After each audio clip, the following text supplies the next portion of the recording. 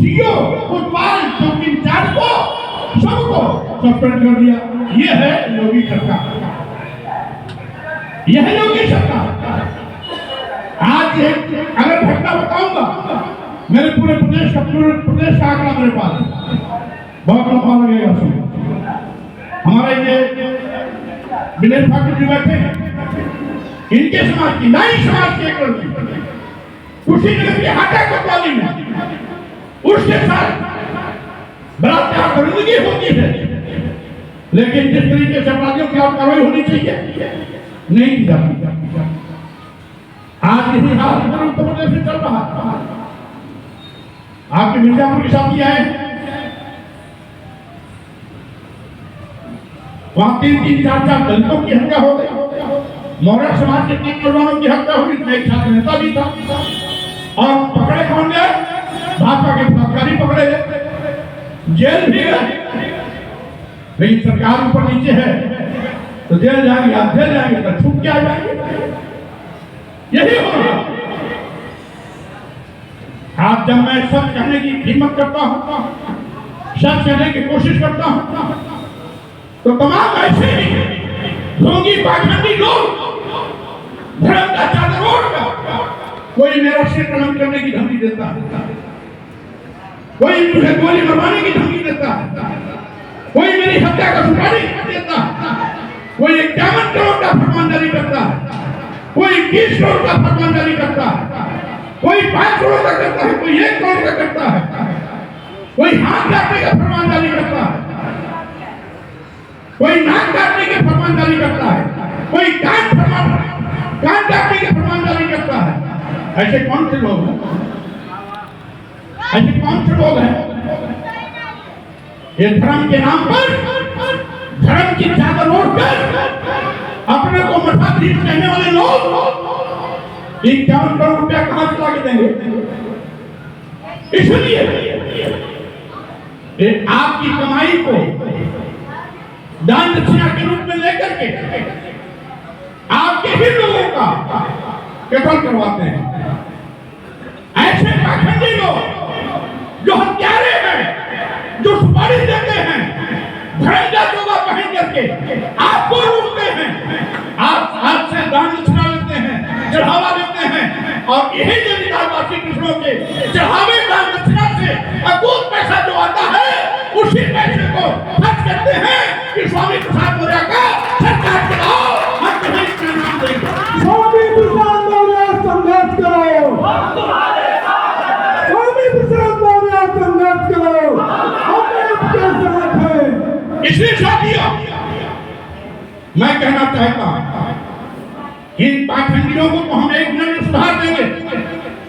जिस दिन आप इस उत्तर प्रदेश में लोग मोर्चा की सरकार बनाओगे, 1 मिनट में सारे के सारे लोगों का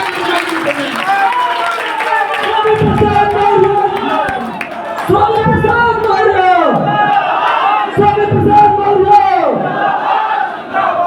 और साथियों, मैं ये कहना चाहता हूं, ये कितने बड़े धोखेबाज हैं। माननीय मोदी जी कभी कहते थे, मैं चाय बेचने वाला का बेटा हूं, मैं बचपन में चाय बेचता था, लोगों ने बड़ी हमदर्दी दिखाई, प्रधानमंत्री बना दिया। अब क्या हो रहा? अब चाय बेचने वाला देश बेच रहा, जो कभी चाय बेचता था आज वो देश बेच रहा।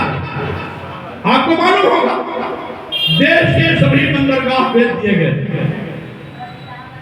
एयरपोर्ट बेच दिया गया, एयर इंडिया बेच दिया गया, देश के अधिकतम रेलवे स्टेशन बेच दिए गए, कई दर्जन ट्रेनें बेच दी गई, LIC जैसी बड़ी संस्था बेच दी गई। किसके नाम? अदानी और अंबानी के नाम। क्या रिश्ता है मोदी जी? आप तो कहते हो मैं अकेला हूं, न मेरे आगे है न कोई पीछे है, मैं घोड़ा टांगूंगा चला जाऊंगा। लेकिन अदानी अंबानी कौन थे? आप देश की पूरी संपत्ति आप इनको क्यों दे रहे हो? क्या रिश्ता ये देश की जनता सवाल पूछ रही है। आज ऑर्डिनेंस की फैक्ट्री के नाम पर, ऑर्डिनेंस फैक्ट्री के नाम पर हजारों एकड़ जमीन अदानी को दी जा रही है, बुंदेलखंड एरिया से लेकर आगरा और कानपुर के बीच में, जिसको उन्होंने डिफेंस कॉरिडोर बनाया है। उस डिफेंस कॉरिडोर एरिया में लाखों एकड़ जमीन किसानों की अपने गांव में लेकर के अदानी को दिया जा रहा है। क्या रिश्ता है मोदी जी आपका? सारे बंदरगाह लाभ में चल रहे थे, घाटे में होते बेचे जाते समझ में आता क्या रिश्ता है? सारे बंदरगाह दे दिए, क्या रिश्ता है? आपने एयरपोर्ट बेच दिया, सभी एयरपोर्ट बेच दिया, क्या रिश्ता है? सभी रेलवे स्टेशन दे दिए, ट्रेनें भी दे दी, LIC ने बड़ी सत्ता दे दी। ये सभी विभाग लाभ में था। अब ये विभाग जनता की गाढ़ी कमाई खून पसीने से जो टैक्स दिया जाता है मेहनत से, उस मेहनत के बदौलत बनता है। पहले की सरकारें निजी क्षेत्रों का राष्ट्रीयकरण दी थी, जिससे कि नौजवानों के लिए रोजगार के अवसर के दरवाजे खुलते थे, बड़े पैमाने पर सरकारी नौकरियां मिलती थी। लेकिन ये सरकार उल्टी गंगा बहा रही है।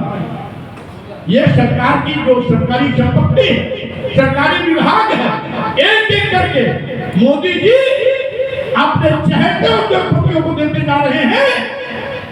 इस देश को लूटा जा रहा है। ईस्ट इंडिया कंपनी की तरफ से मोदी सरकार देश को खोखला कर रही है। योगी सरकार ने पूरा प्रदेश में जगन्नाथ चल रहा है। इसीलिए हमारे प्रदेश में लोक मोर्चा गठन किया गया,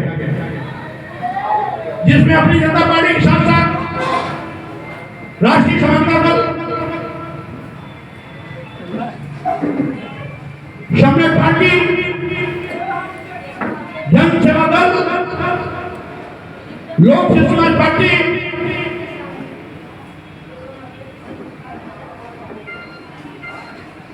सबका दल यूनाइटेड, स्वतंत्र जनता राज पार्टी, लोकदल सुरक्षा दल के साथ साथ पॉलिटिकल जस्टिस पार्टी, मुस्लिम मजलिस, आज पार्टियों के राष्ट्रीय अध्यक्षों ने मिलकर के लोक मोर्चा गठन किया। और साथियों, अभी तो हमने लड़ाई ली, लड़ाई तो पूरी बाकी, अभी तो केवल लड़ाई ली है, सरकार की चूल्हे हिल गई। अब सरकार की इशारे पर मुझ पर लगातार हमला करने की कोशिश की जा रही है। ये भारतीय जनता पार्टी भारतीय जनता पार्टी सहयोगी दल के चेले चपाले लुटेरे डकैत को किराए के भाड़े पर, किराए के टकरों को भाड़े पर भेज करके मेरे पर हमला कराया जा रहा है। लेकिन शायद भाजपा, योगी और मोदी के नहीं मालूम कि कुत्तों के भौंकने से हाथी कभी भी अपनी रफ्तार बदलती है, न रास्ता बदलता है। इसलिए ये जितने भी हमले हो रहे हैं, इन हमलों से स्वामी प्रसाद मौर्य डरने वाला नहीं है, बल्कि स्वामी प्रसाद मौर्य की ताकत 2 गुने 4 गुने होकर के तुम्हें काम करेगी।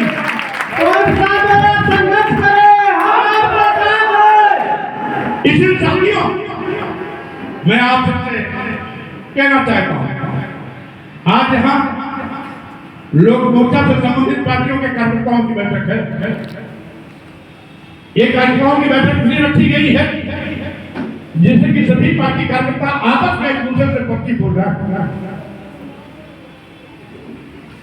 बरसात के बाद लोक मोर्चा अपने रणनीति के मुताबिक एक एक फैसले को आपके माध्यम से जनता तक पहुंचाए, और इसीलिए मैं आपसे अपील करने आया हूं। मैंने तो ठान लिया है, मैं तब तक चैन से नहीं बैठूंगा जब तक इस निगम की सरकार को उखाड़ नहीं फेंकूंगा, तब तक बैठ के मार नहीं। इसलिए आपका विश्वास चाहिए। हमने 9-10 पार्टियों का एक मोर्चा को तैयार कर लिया, लेकिन लोकतंत्र है, लोकतंत्र में परिवर्तन जनता करती है। अकेले स्वामी प्रसाद मौर्य चना नहीं फोड़ सकते, अकेले स्वामी प्रसाद मौर्य अकेले चना भाड़ नहीं फोड़ सकता, अकेले स्वामी प्रसाद मौर्य इस बड़ी लड़ाई को नहीं लड़ सकते। लेकिन जिस दिन यहाँ का बैठा हुआ हर नौजवान, हर भाई, हर बहन स्वामी प्रसाद मौर्य बनने खड़ा हो जाएगा। स्वामी जी संघर्ष करो, हम आपके साथ हैं। स्वामी जी संघर्ष करो, हम आपके साथ हैं। स्वामी जी संघर्ष करो, हम आपके साथ हैं। जो आपके साथ अन्याय होगा, आप लोग हिंदू मुसलमान के नाम पर फंसकर अपने बेटे बेटियों के भविष्य को भी नहीं देख रहे हैं। आपके बेटे बेटियों का आरक्षण शून्य निष्प्रभावी कर दिया जा रहा है। सरकारी नौकरियों में आपके बेटे बेटियों का सामान्य से ज्यादा नंबर आने के बावजूद भी इंटरव्यू में नॉट फाउंड सुटेबल कह करके वापस कर दिया जा रहा है। और विश्वविद्यालयों में प्रवेश में SC, ST, OBC के बच्चों को सामान्य की मेरिट से ज्यादा नंबर लाने के बावजूद भी नॉट फाउंड सुटेबल कह करके उनको यूनिवर्सिटी में प्रवेश से वंचित कर दिया जा रहा है। अब दूर की क्या सुनाऊं, मैं आपके बगल की सुनाता हूं। इसी बीचों में 3 महीना पहले एक 14 समाज का लड़का PhD एडमिशन के लिए परीक्षा दिया, पूरी